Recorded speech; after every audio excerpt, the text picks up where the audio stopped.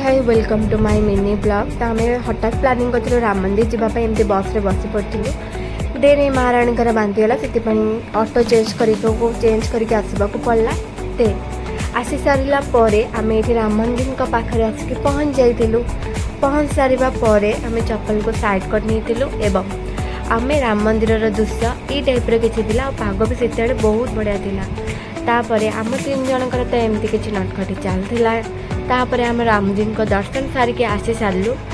आसी सारा मुझे किसी वीडियो आउ क्लिप फटो भी आम उठे नहीं। देन ये महाराणी हसी हसी गड़ी जाऊली कहीं सब कहती एत वीडियो बनाऊँ यार।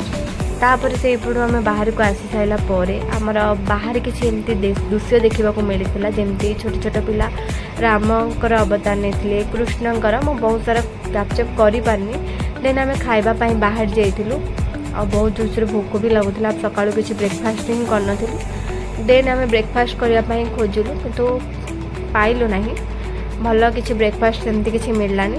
देन आम से बाहर की ऑटो खोजुलु। तापर ऑटो खोजी खोजी खोजी खोजी फाइनाली गोटे ऑटो मिलला। देन आम बसिलु।